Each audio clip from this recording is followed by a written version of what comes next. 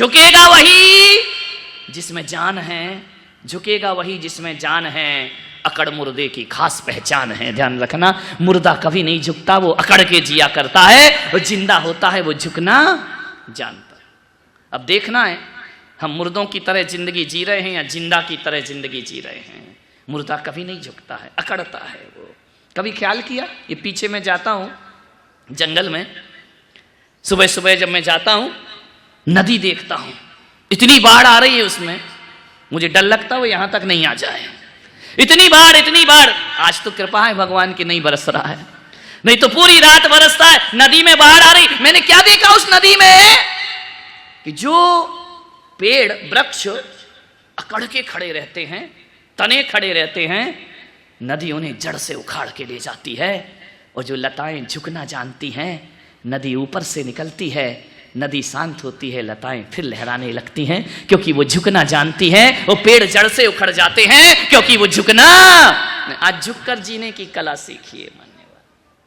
विचार करिए, सोचिए, आप चिंतन करिए, जितने छोटे बनोगे उतने बड़े हो जाओगे। बड़े बनने का एक ही रास्ता है, अपने आप को छोटा बना लीजिए। मान्यवर, छोटे बनो, कुछ नहीं बिगड़ता, थोड़े से छोटे बन जाओ, क्या बिगड़ जाएगा। एक बात याद रखना, एक आदमी मेरे चरणों में आया, लोगों ने मेरा परिचय कराया, महाराज ये बहुत बड़े आदमी हैं। मैंने देखा बड़ा आदमी है तो 5 फीट 4 इंच का। बोले महाराज बहुत बड़ा है। मैंने कहा कहां से बड़ा है? बोले महाराज ये बहुत बड़ा आदमी है। मैंने कहा यार मुझे तो ये 5 फीट 4 इंच का ही दिख रहा है, ये बड़ा। अरे बोले ऐसे बड़ा नहीं। तो मैंने कहा कैसे बड़ा? बोले ऐसे बड़ा। समझ गए क्या? इनका पैसे में बड़ा? बोले हाँ। एक बात याद रखना, महल सोने का मिट्टी पे खड़ा होता है, एक दिन वो महल मिट्टी में मिला होता है। और वजन इंसान का तराजू से तोलने वालों, आदमी तन से नहीं, आदमी मन से बड़ा होता है। ध्यान रखिए, शरीर से कोई बड़ा थोड़ी होता है। जिसका जितना बड़ा मन वो उतना बड़ा इंसान। दायरे दिल को दरिया दिल बनाओ, संकुचित मत करो। जितना बड़ा दिल होगा उतने बड़े आपका जीवन होगा। मान्यवर, हनुमान ने राम के चरणों में, एक कथा है आज की, बड़ी प्यारी सी कथा है, कथा का प्रवचन है। हनुमान ने राम के चरणों में शीश झुकाया, प्रणाम किया, राम की अनुकंपा मिली। बिरले होते हैं जिन पर ईश्वर की कृपा हुआ करती है। ध्यान रखना, किस्मत वाले होते हैं जिस पर संत जन अपनी कृपा बरसा दिया करते हैं। ध्यान रखना। मान्यवर, अभागा वो नहीं होता है जिसके माँ बाप का साया नहीं होता। अभागा वो भी नहीं होता जिसके पास धन दौलत या माया नहीं होती। हकीकत में अभागा तो वो होता है जिस पर भगवान की छत्र छाया नहीं होती। दुनिया में वो सबसे बड़ा अभागा। प्रभु की छत्र छाया हमारे सिर पर होना चाहिए, और कुछ हो या ना हो। कैसा जीवन है वो जुबान, क्या जुबान जिसमें प्रभु का नाम ना हो। वो जुबान, क्या जुबान जिसमें प्रभु का नाम ना हो। वो हृदय, क्या हृदय जिसमें भगवान की मूरत ना हो। और वो आंखें, क्या आंखें जिसमें भगवान की सूरत ना हो। वो जिंदगी बेकार हुआ करती है। ईश्वर की सूरत अपनी आंखों में बसा करके रखी है। बड़ों के सामने छोटे बनोगे, सम्मान मिलेगा, बड़ों का प्यार मिलेगा, दुलार मिलेगा, बड़ों का आशीर्वाद मिलेगा। बड़ों के सामने बड़े बनोगे तो टकराव मिलेगा, मनमुटाव होगा, दूरियां बढ़ेंगी। छोटे बन जाओ, बहुत आनंद हुआ करता है। झुककर मिल रहे हैं ये कम ना समझना, झुककर मिल रहे हैं ये कम ना समझना। फलदार वृक्ष की डाली हमेशा झुकती है। कौन से पेड़ की डाल झुकती है? जिसमें फल हुआ करते हैं, और जिसमें फल नहीं होते वो डाली कभी झुकती नहीं है। जो कच्ची कैरी जानते, आम की जानते, कच्ची होती है, कड़क होती है, वो झुकती नहीं है, कड़क रहती है। लेकिन जैसे जैसे उसमें बड़कपन आता है, वो पकना प्रारंभ करती है। जब उसमें मीठा रस भर जाता है, और आम जितना मीठा होता है डाली में उतना झुकना प्रारंभ हो जाया करता है, डालियों को झुकाना प्रारंभ कर देता है। तो ध्यान रखना, झुककर मिल रहे हैं कम ना समझना, फलदार वृक्ष की डाली हमेशा झुकती है। एक बहुत याद आ रहा है प्रसंग आगरा का। सम्राट अकबर, बादशाह अकबर बहुत दान करते थे। कोई भी जाए तो अकबर दान करता था।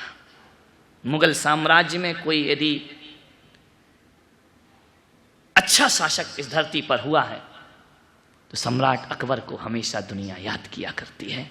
मुसलमान होकर भी जिसने अपने जीवन में कभी भी भेदभाव नहीं रखा। कमियां तो सब में होती हैं मेरे भाई, फिर भी क्रूर शासकों के बीच एक इंसानियत का दिल धड़कता था। अकबर ने क्या किया? दान करता था। कोई भी आ जाए सुबह सुबह दान लुटाया करता था। कोई भी हाथ फैला दे, जाति पाति से परे, जिसने हाथ फैलाया उसने उसे कुछ ना कुछ जरूर दिया।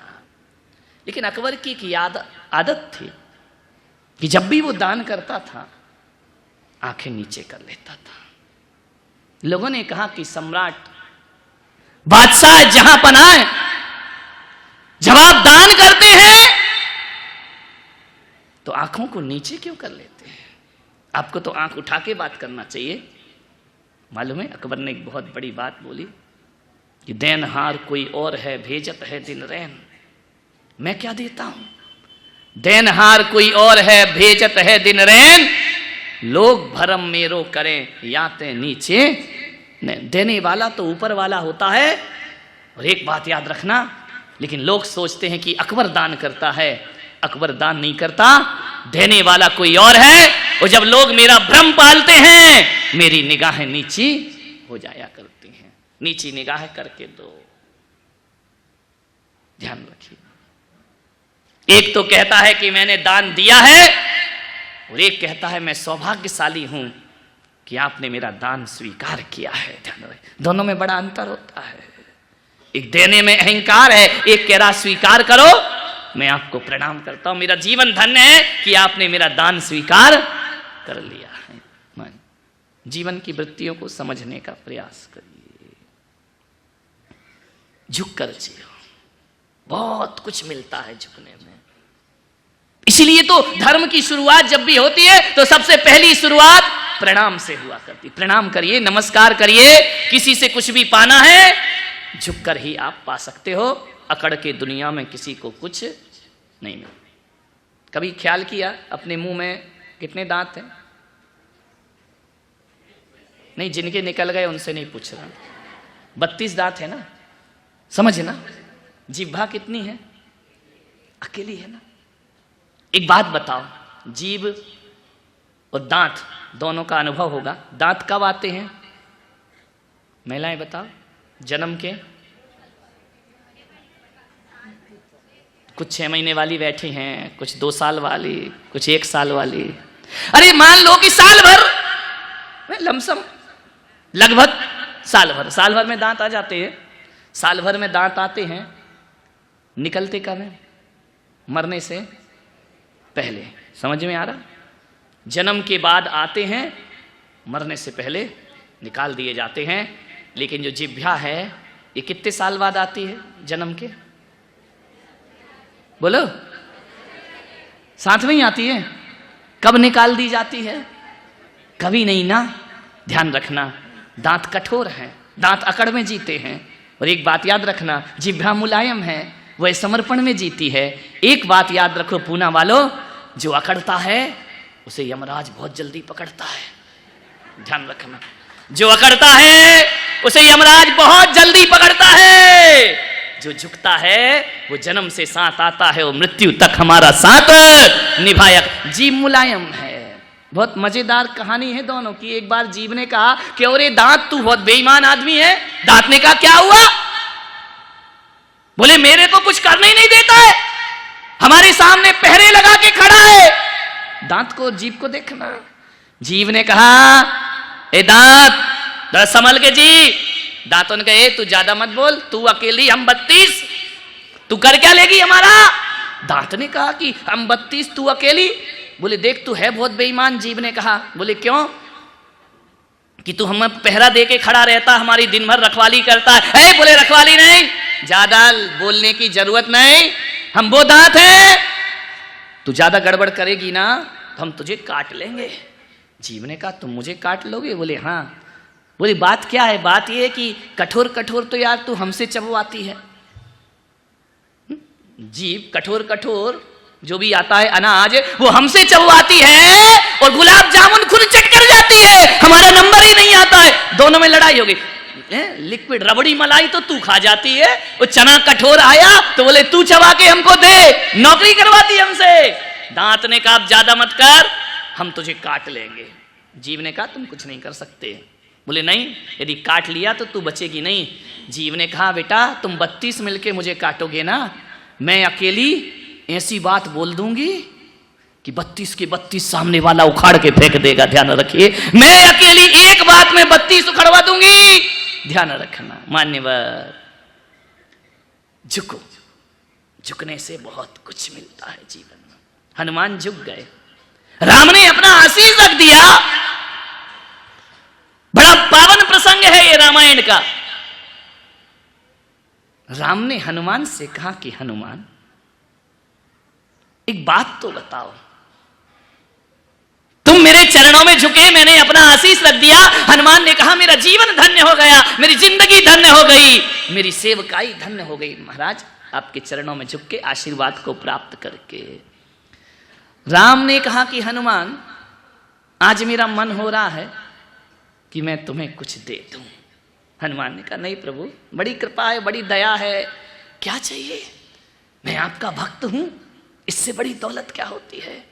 राम ने कहा नहीं हनुमान, जिसने मेरा संकट में साथ दिया है उसको मैंने कुछ ना कुछ जरूर दिया है।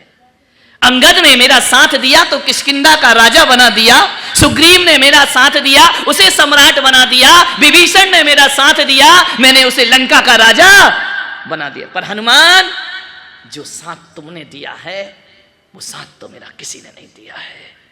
हालांकि जंगल में रह के एक एक जानवरों ने मेरा साथ दिया है, जटाइयों ने मेरा साथ दिया, मैंने उसे बैकुंठ पहुंचा दिया, स्वर्ग पहुंचा दिया, तुम्हें कुछ नहीं दिया हनुमान। मान्यवर पूना वालों, ऐसे ही भक्त बनना भगवान के, ईश्वर के, गुरुओं के, कि तुम ना मांगो, भगवान ही बोले कि बोल तुझे क्या चाहिए। ध्यान रखना, अरे खुदी को कर बुलंद इतना कि हर तकदीर लिखने से पहले खुदा बंदे से खुद पूछे बता तेरी रजा क्या है। ध्यान रखिए, हम क्यों भिखारी बने? खुदा खुद पूछे कि बोल तुझे क्या चाहिए, खुदा बंदे से खुद पूछे बता तेरी रजा क्या है। ध्यान रखिए, ये होती है निस्वार्थ सेवा, निस्वार्थ भक्ति। हनुमान तुमने मुझ पर अनंत उपकार किए हैं। हनुमान की आंखें भर आई, प्रभु उपकार तो मैंने कहां किए, उपकार तो आपने मुझ पे किए हैं कि हम जैसों की सेवा स्वीकार कर ले। आपने बहुत उपकार किए। राम ने कहा नहीं हनुमान, ये तुम्हारा बड़कपन है जो तुम कह रहे हो कि उपकार तुमने किए हैं। हकीकत में हनुमान तुम्हारे बहुत उपकार हैं मेरे ऊपर, बहुत। तुम ना होते तो सीता की वापसी संभव नहीं थी। हनुमान ने सिर झुका लिया। राम ने कहा हनुमान मैं तुम्हारे उपकारों का बदला तो नहीं चुका सकता हूं, इतने उपकार हैं, इतने उपकार हैं तुम्हारे, जिसका जो उपकार था मैंने ऋण चुका दिया, लेकिन तुम्हारे अनंत उपकार हैं, एक जन्म तो क्या 1000 जन्म भी राम ले ले तो हनुमान मैं तुम्हारे उपकारों से उऋण नहीं हो सकता हूं। कितने एहसान किए तुमने मेरे ऊपर। आंधियों में दीप जलाना सबके बस की बात नहीं है, और बुरे समय में साथ निभाना सबके बस की बात है। तुमने मेरा संकटों में साथ निभाया है हनुमान, मैं तुम्हारे ऋण से कभी मुक्त नहीं हो सकता हूं, लेकिन थोड़ा सा यदि तुम मांग लोगे तो थोड़ा भार कम हो जाएगा, मुक्ति तो कभी नहीं हो सकती है। हनुमान की आंखें छलछला गई। सोचो तुम्हारे गुरु, तुम्हारे भगवान तुमसे कहें कि तुम्हारे मुझ पे बहुत उपकार हैं, क्या क्षण हनुमान के जीवन में रहे होंगे।